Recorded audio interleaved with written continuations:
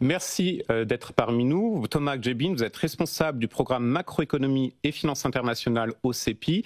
On a discuté avant de commencer l'émission. Vous m'avez déjà, en l'espace de quelques secondes, sorti beaucoup de chiffres et c'est justement l'intérêt aujourd'hui de cette discussion, c'est de prendre du recul, voir où est-ce qu'il y a des marges de manœuvre, voir quels sont vraiment les chiffres à cet égard-là. Avant qu'on commence, je vous propose juste de regarder deux citations, je vais les mentionner, du livre blanc qui a été préfacé par Michel Rocard en 1991 sur les retraites, et ça va nous permettre de se rendre compte que finalement, en l'espace d'un peu plus de 30 ans, la France a peu changé.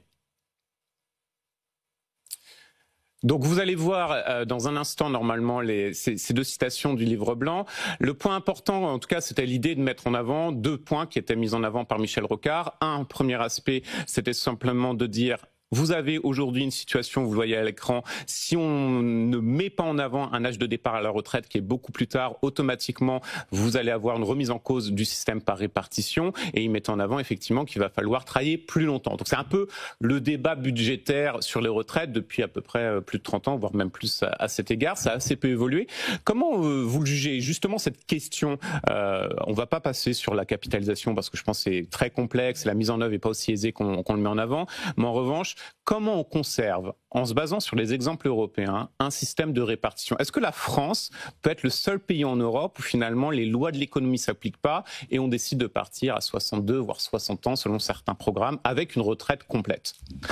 Oui, je pense que ça va au-delà de la question de la répartition et de la capitalisation. On a un problème démographique. Vous avez cité Michel Rocard, et c'est vrai que c'est un problème démographique qu'on connaît depuis très longtemps. Donc, juste à nouveau, un chiffre peut-être pour illustrer. Dans les années 60, la grande période un peu de notre régime de retraite, on avait 4 actifs pour un retraité. Dans les années 90, on avait encore, donc à peu près le moment du livre blanc, 3 actifs pour un retraité. Et c'était stable. Enfin, c'était en tout cas, c'est un système qui fonctionnait à ce moment-là. Fonctionnait à ce moment. Aujourd'hui, on est à 1,7 actifs pour un retraité et demain, on sera plutôt vers 1,4 actifs pour un retraité. Donc juste ces simples données statistiques, ces données démographiques, elles montrent bien le problème structurel qu'on a dans l'économie française. Donc évidemment, ce vieillissement de la population, c'est quelque chose qui concerne l'ensemble des pays avancés, même aujourd'hui des pays comme la Chine. Mais on a un problème spécifique en France qui s'ajoute à cette question du vieillissement de la population, c'est le fait qu'on met beaucoup plus d'argent en proportion sur les retraites que chez nos voisins. En moyenne, la part des dépenses consacrées aux retraites en France est autour de 14 points de PIB. Si on se compare avec les autres pays européens, on est autour entre 2 et 3 points de PIB en plus que chez nos voisins. Alors comment on explique ce décalage ? En fait, ce qui se passe, donc déjà peut-être qu'il faut voir la tendance de long terme, c'est-à-dire que quand on parle des dépenses publiques dans le débat, on pense souvent aux dépenses de l'État, aux dépenses de fonctionnement, enfin, ou par exemple aux dépenses sociales. Mais ce qu'il faut voir, c'est que ce qui augmente tendanciellement depuis le début des années 2000, c'est véritablement les dépenses de protection sociale. Et il y a 2 postes qui expliquent plus de 50%, près de 50% des dépenses publiques, c'est les retraites, près de 25%, et la santé. Et ces 2 postes, depuis le début des années 2000, augmentent beaucoup plus rapidement que le PIB, que le produit intérieur brut, près de 2% en volume par an. Et donc c'est là où, en fait, si on se compare, par exemple, par rapport à un pays comme l'Allemagne, il y avait aussi le même type de vieillissement démographique. Mais il y a eu des réformes qui ont été entreprises, notamment dans les années 2000, qui ont permis de réduire cette part des dépenses publiques dans le PIB. En Allemagne, par exemple, entre 2000 et 2010, les dépenses publiques de retraite ont baissé de près de 3 points de PIB. Donc il faut se rendre compte de l'ampleur du choc. Vous avez un vieillissement de la population et vous baissez les retraites de 3 points de PIB. Les pensions corrigées de l'inflation, les pensions réelles en Allemagne, elles ont baissé de près de 10% entre 2000 et 2014. Ce que la France n'est pas prête à faire, pour des raisons électorales aussi, bien évidemment, mais on voit le débat sur le niveau des pensions est compliqué en France. C'est très compliqué, on voit bien le débat sur le gel des pensions, sur la non-indexation des pensions. Donc c'est pas critique, et on peut pas... c'est toujours compliqué puisque évidemment il y a une partie des retraités qui vit mal, il y a évidemment des problèmes de pouvoir d'achat, donc tout ça c'est vrai. Mais ce qu'il faut voir, c'est qu'en effet il y a un problème de répartition de la dépense totale, et in fine, si vous dépensez 2 ou 3 points de PIB en plus pour les retraites, c'est de l'argent que vous mettez en moins sur l'éducation, sur l'investissement. Et c'est aussi, ça freine aussi vos perspectives de croissance, parce qu'en fait, vous devez financer ces dépenses supplémentaires par rapport à vos voisins. Et donc, ça veut dire aussi, in fine, ça se matérialise par des taux de prélèvement obligatoires, notamment sur les entreprises, qui sont plus élevés également que chez nos voisins. Donc tout ça, en fait, ce qu'il faut bien voir, c'est que quand on parle de dépenses publiques, en termes d'agrégat, ce qui compte véritablement, c'est les dépenses de retraite et les dépenses de santé. Et c'est également ça qui augmente le plus vite. Sur la question des retraites spécifiquement, est-ce qu'une des solutions qui est en tout cas mise en avant dans le débat, c'est l'âge de départ plus tard et éventuellement aussi un ajustement des retraites? Si on regarde l'Espagne par exemple, ils ont effectivement fait ce recul d'âge de départ à la retraite. On est à 67 ans. L'âge de départ effectif est en revanche autour de 68, 69, parce que justement le niveau des pensions, alors il y a eu l'aspect austérité, mais il n'y a pas eu que ça qui a joué, le niveau des pensions est plus bas. Donc il part finalement en réalité beaucoup plus tard. Est-ce que finalement la France, dans tous les cas, tôt ou tard, devra accepter ces deux choix, à la fois âge de départ plus tard, mais surtout ce débat sur le niveau des pensions? Oui, c'est ce que vous voyez dans les rapports du corps. Oui, ils sont très bien, effectivement. Où on voit bien qu'il faut augmenter au moins de 2 ans l'âge effectif de départ à la retraite, près de 60. Il faudrait passer même à 66 ans si vous voulez équilibrer votre régime. Donc oui, compte tenu de notre structure démographique, inévitablement, on va devoir travailler plus longtemps. Il y a un autre chiffre qui peut permettre d'éclairer aujourd'hui ce débat économique et démographique, c'est qu'on a aujourd'hui qu'il y a 40% de la population, c'est-à-dire les actifs, qui financent tout le reste. Énorme. Donc on voit bien le déséquilibre et tout. Donc là, ça dépasse les questions de gauche-droite. C'est vraiment, on a un problème démographique majeur, et donc inévitablement, comme on n'a pas assez d'actifs, il faudra travailler plus longtemps. Je ne vais pas ouvrir la boîte de Pandore sur l'immigration parce que ça nécessiterait une autre émission, mais en revanche sur le taux d'emploi. On sait que notre taux d'emploi, typiquement en France, est beaucoup plus bas, par exemple, que l'Allemagne. Bien sûr, les solutions ne sont pas aisées, mais est-ce qu'on aurait éventuellement intérêt à se focaliser aussi sur ce taux d'emploi, l'augmenter? Et selon vous, du point de vue économique, qu'est-ce qui est en général le plus efficace à cet égard? Quand on parle des problèmes de taux d'emploi en France, en fait, on parle du problème de taux d'emploi chez les jeunes, qui est plus faible que chez nos voisins, et chez les seniors. Et donc c'est là où justement les réformes des retraites, ou l'allongement de la durée de cotisation, ou un départ plus tardif à la retraite, les études tendent à montrer que ça avait un effet positif sur le taux d'emploi des seniors. C'est notamment ce qu'on observe. Là, il y a eu, parmi les bonnes choses qui se sont passées ces dernières années, c'est cette augmentation assez significative du taux d'emploi des seniors. Et une des explications, c'est justement cet allongement de la durée de cotisation. Donc oui, ça, quand on parle des retraites, c'est évidemment intimement lié aussi à ce taux d'emploi des seniors. Après, sur les jeunes, ce qui est un autre volet, là, il y a d'autres solutions. L'apprentissage qui a eu un peu plus d'engouement, on va dire, depuis 2017, parce qu'il y a eu aussi des mesures de soutien au niveau des entreprises. Là, il y a un débat d'ailleurs pour revenir sur celle-ci.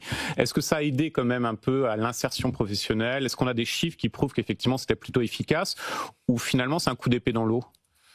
Non, je pense là aussi c'était pour essayer de s'inspirer on essaye de s'inspirer de l'Allemagne. Oui. Donc c'est un peu tôt pour savoir ce que ça avait donné, mais c'est vrai que en tout cas sur les chiffres de l'emploi, c'était positif, et les retours c'était plutôt que, même s'il y avait une question de ciblage, comme souvent sur les politiques publiques, ça avait plutôt un effet positif d'intégration sur le marché du travail.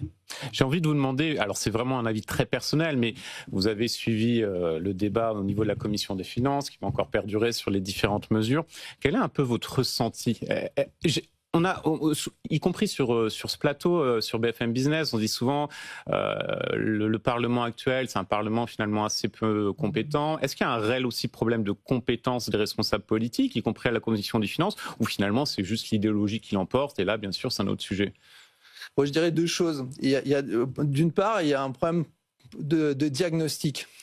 Est-ce que est-ce que notre économie, elle souffre d'un problème de demande, d'un problème de pouvoir d'achat, ou est-ce qu'elle souffre d'un problème d'offre et en particulier d'une désindustrialisation très forte?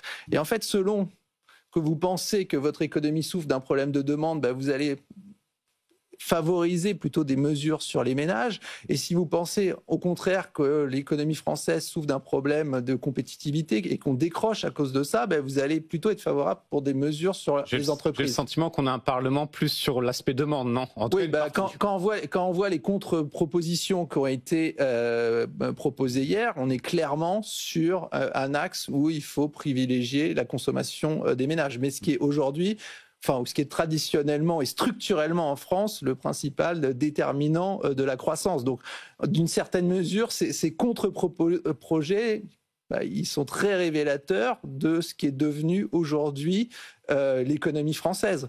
On parle souvent, quand on parle de ce qui s'est passé depuis 2017, on parle souvent de baisse d'impôts sur les riches ou d'une politique de l'offre. Et là, je pense aussi que c'est intéressant de remettre un peu des chiffres. Quand on regarde les chiffres, par exemple, sur les baisses d'impôts, il y avait une étude très intéressante de l'OFCE qui est parue cet été.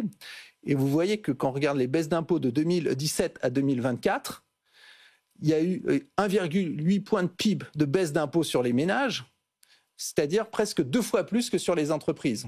Autour de 0,8 points de PIB de baisse d'impôts sur les entreprises. Et quand vous regardez maintenant les baisses d'impôts sur les ménages, vous voyez que ce n'est pas les baisses d'impôts sur les riches, en termes de grande masse macro. La plus grosse baisse d'impôts, ça a été la taxe d'habitation, c'est-à-dire qui a représenté autour de 1 point de PIB. Et donc ça, c'est une taxe sur les classes moyennes. Et quand vous regardez maintenant les dépenses, c'est la même chose. Ce qu'on voit, c'est que pendant la période Covid, on a davantage aidé les ménages que les entreprises. Pendant la crise énergétique, on a aussi davantage aidé les ménages que les entreprises. Et quand vous comparez pendant la même période avec l'Allemagne, vous voyez qu'il y a des choix qui ont été opposés, qui ont été faits. C'est-à-dire que sur la même période, pendant le Covid ou pendant la crise énergétique, ils ont davantage, en Allemagne, aidé relativement les entreprises que les ménages. Et si vous êtes même à un niveau un peu plus fin structurellement, vous voyez qu'en Allemagne, on aide davantage les entreprises industrielles que le secteur de services. Mais donc ça, c'est aussi lié à la structure de notre économie. C'est-à-dire qu'au fur et à mesure qu'on s'est désindustrialisé, notre économie est devenue de plus en plus dépendante de la consommation et des services, typiquement la restauration qui revient souvent dans l'actualité, et de moins en moins de l'industrie. Et des services très peu productifs. Et des services, oui, et en tout cas de moins en moins des services exposés à la concurrence internationale. Ouais. Et on voit bien que dans les contre-propositions qui ont été annoncées hier, c'est clairement des propositions qui vont dans le sens d'aider les secteurs protégés de la concurrence internationale, donc une grosse partie des services, et qui risquent de se faire au détriment des secteurs exposés à la concurrence internationale. Donc il y a vraiment, à mon avis, ce débat.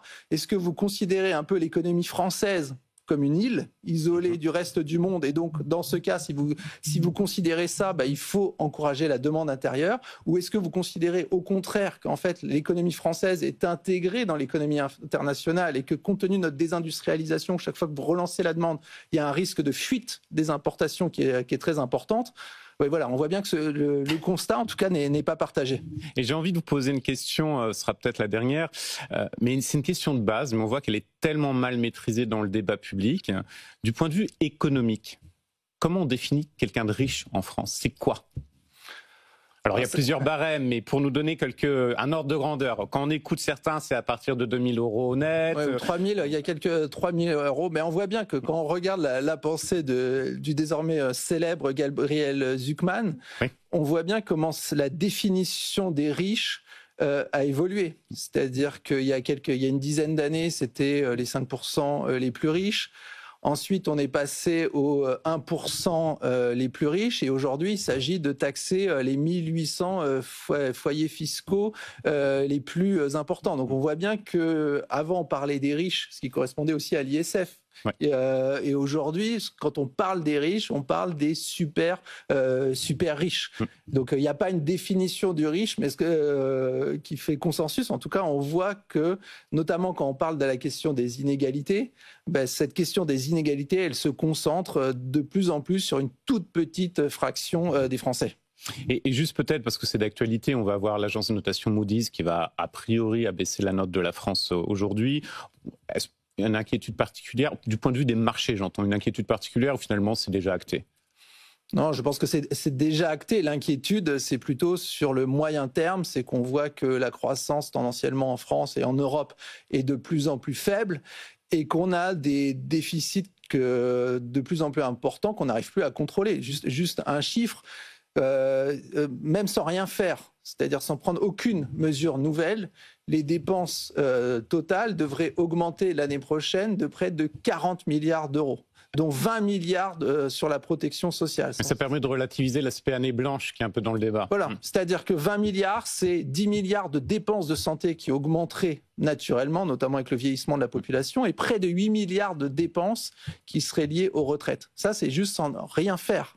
Comme on dit, un budget à service voté.